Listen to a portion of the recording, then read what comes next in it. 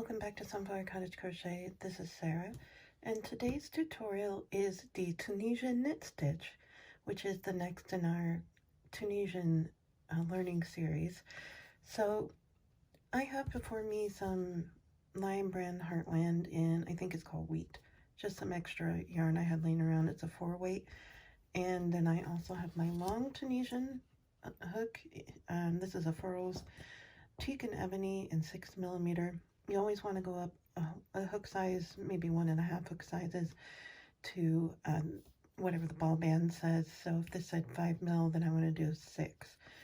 I also have a plain 6mm, just aluminum hook, and then I also have one that I put some modeling or baking clay around just to have a better handle. So just to show you that for certain parts of Tunisian, you can just use hooks like these to get started and to finish.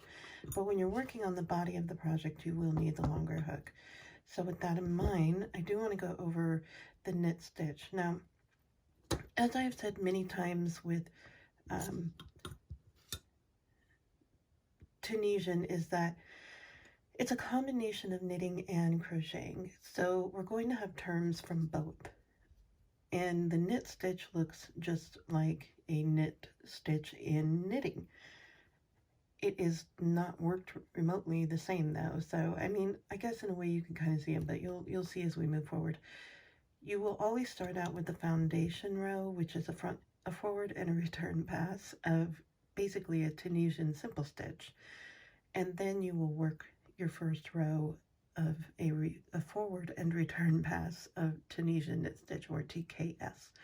So there is no multiple for Tunisian knit stitch, so I'm just going to grab a regular hook, 6mm, and I'm going to crochet up any number of chains that I want. And the reason I'm starting out with a small hook is because my long Tunisian hook will tap, tap, tap all day long on my table here. So I have a fairly decent little chain here.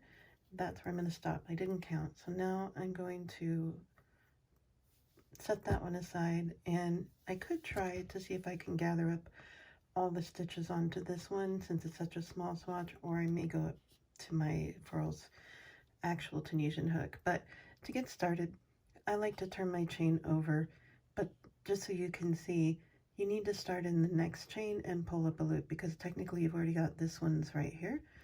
I like to go in the back humps, so I'm just going to start going into each chain, pulling up a loop and leaving them on my hook.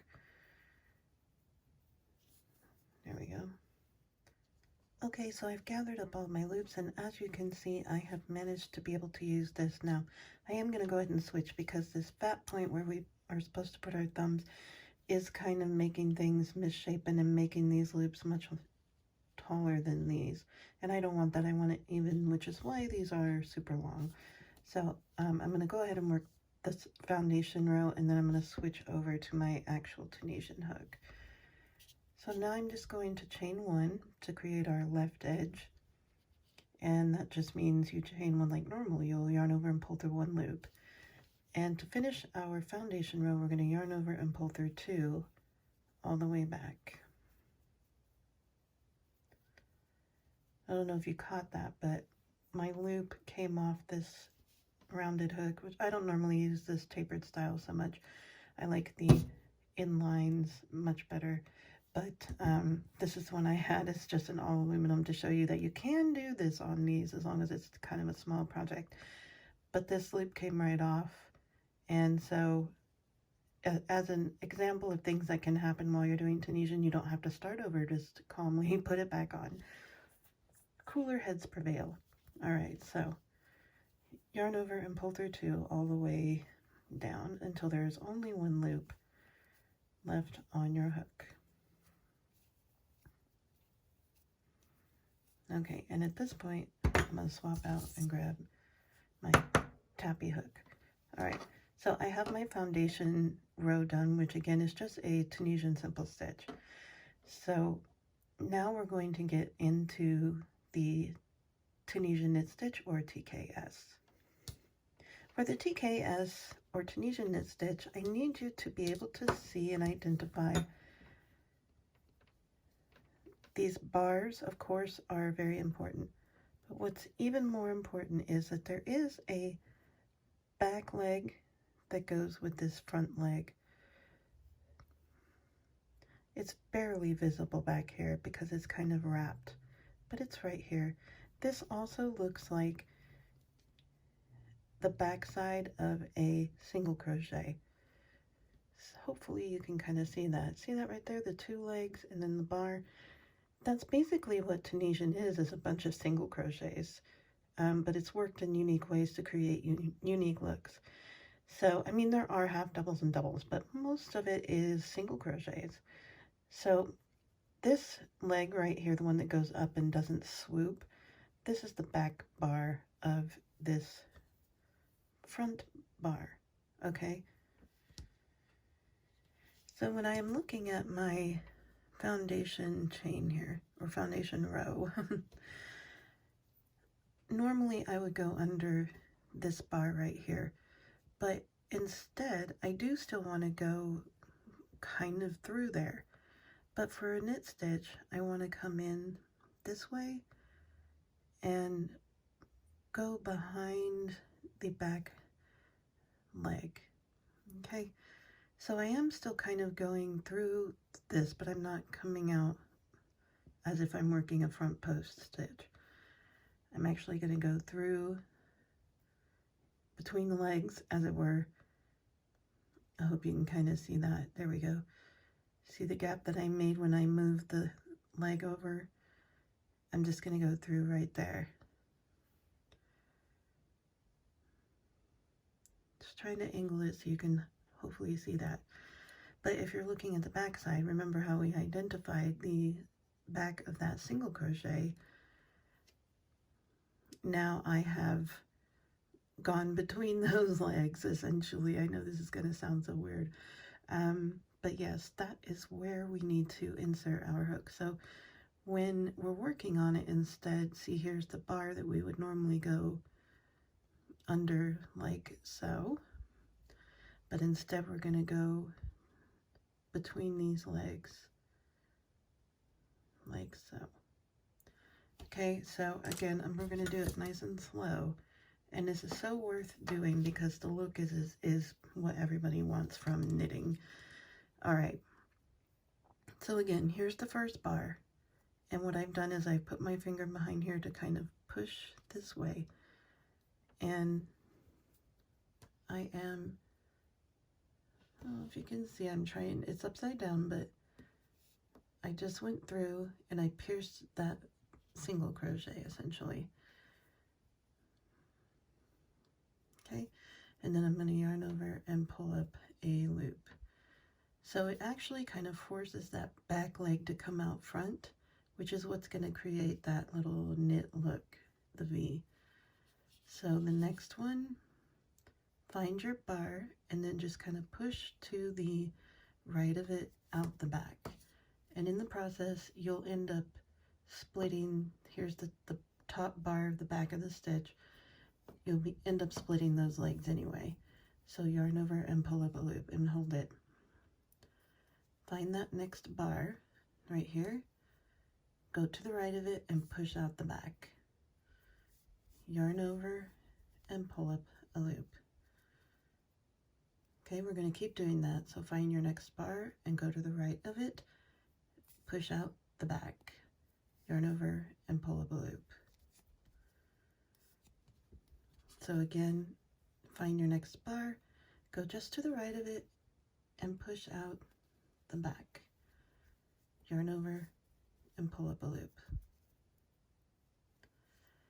Our next bar, and this one I can kind of see my two strands here very well, so I'm just going right between them and pull up a loop. The next one, I can really see those two legs very well. I'm going to go right between them, right out the back side and pull up a loop. I'm hoping that you can really see this. Here they are again. So I'm going to go right between them, right out the back, yarn over and pull up a loop. Here we are again. You can see those. Go right between them, right out the back, yarn over, and pull up a loop. So here they are again. The next bar, I'm just putting my finger behind here and pushing it so I can see both legs, and I'm pushing right between out the back and pulling up a loop. Here's my next bar. There's the two legs. Go right between through the back and pull up a loop. And here's our next one. We only have two more on my chain, or my foundation row. And the last one before our end stitch, I'll go right between those, right out the back, yarn over, and pull up a loop.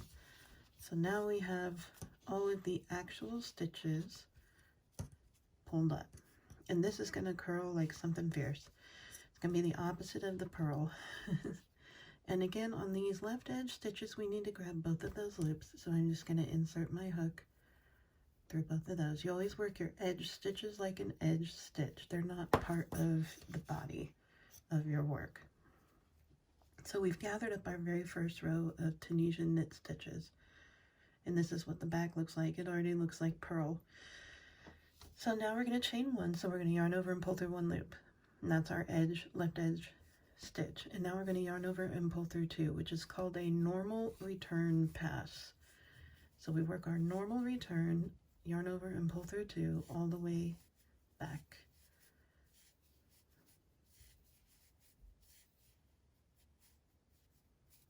Look, there we go.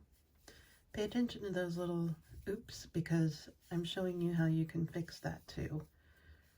All right, made it.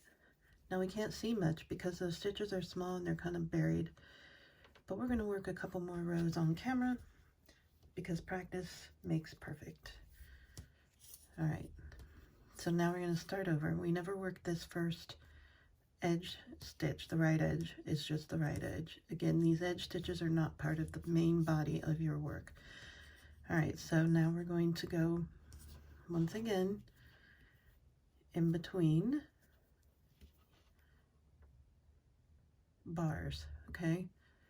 Go right in between there and out the back. Yarn over and pull up a loop. It's actually easier on this next round than it was on the first round because you can really see those legs now. So go between those, right out the back. You're just like piercing everything. Okay? Go between out the back and pull up a loop.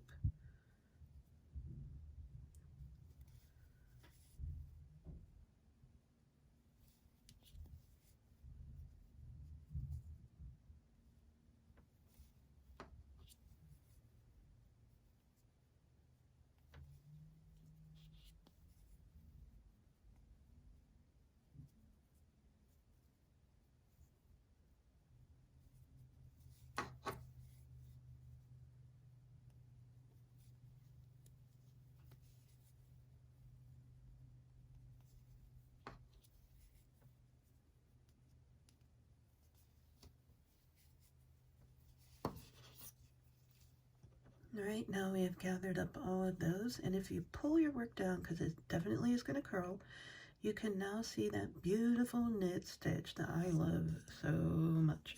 Okay, and now we need to work our left edge like we normally would, and here's how I tend to hold my work. I'll split some loops over to, you know, wherever I want to put my finger, my thumbs and whatever, but anyway, so make sure when you go through the side, you kind of roll your fabric over so you get both loops. It's easier when you're not holding your work out away from you. Sorry for the camera shake, guys. All right, and then we just yarn over and pull through both of those loops.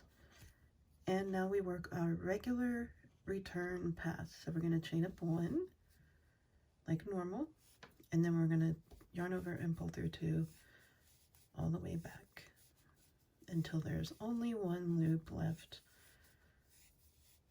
on your hook.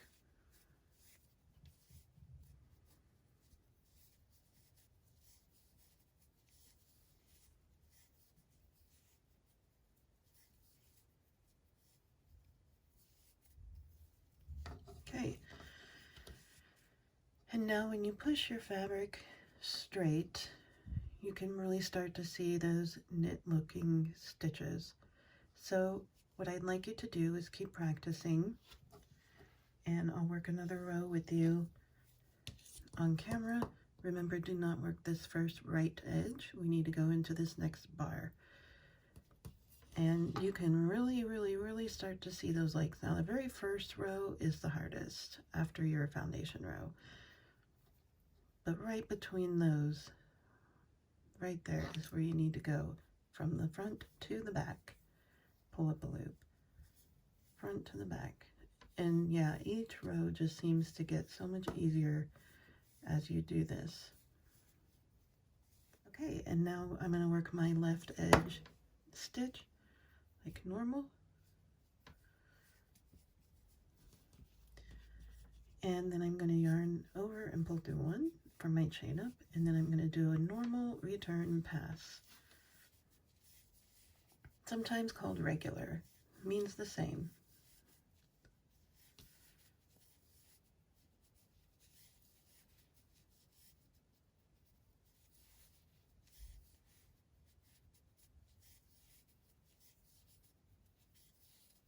Okay. So now I want you to keep practicing until you've built up enough rows to really see your knitting, because it looks like knitting, doesn't it? But now, just looking at this, I can see exactly where I will be putting my hook each time now. And as you do it, it becomes more and more visible, identifiable to you. So, one more time, don't work the very first right edge stitch. The right edge and the left edge are not part of your main body. Okay? Always try to remember that, and you'll be golden. So right away, it's like they just pop out all of a sudden after you work that first row of TKS. It's like, oh, here we are. So right between those, I found my next bar, but I can already see the back bar. And this would be my normal bar. If I was working Tunisian simple stitch, I'd just do that. But because of the way we've been working the Tunisian knit stitch, it's now forcing both legs to be visible. So after that first row of Tunisian knit stitch, it becomes so much easier. Now imagine this in like a really lightweight yarn with a much smaller Tunisian hook and some kind of like top or sweater. It would take forever to make, but boy would it look good. All right, I'm going to work a normal return pass. So pause the video and continue making more rows until you are pretty darn comfortable with this stitch, and then come back when you're ready to learn how to bind off. For binding off, you can go back to your regular sized hooks, whatever, or regular length hooks. You still need to use a 6mm or whatever size hook you use for your Tunisian hook. Since I used a 6, I'm using a 6. We're not going to be gathering and holding stitches anymore. We're going to be working them off as we get to them. So you don't have to use the long hook anymore for this part. So again, as always, we do not work the very first side stitch here, edge stitch. Now, in keeping with the pattern of the stitch, normally we can just go into this first one, pull up and through, and technically you could, but it's going to show for whatever reason. I'm going to go in like I have been between the legs, and then you're slip stitching. So you're going to pull through all loops on the hook. So go in like normal, like you have been, yarn over and pull through all loops. So this is called the binding off in Tunisian, much like knitting. So I'm just going in like I normally had, yarning over and pulling through all loops. So slip stitching my way across.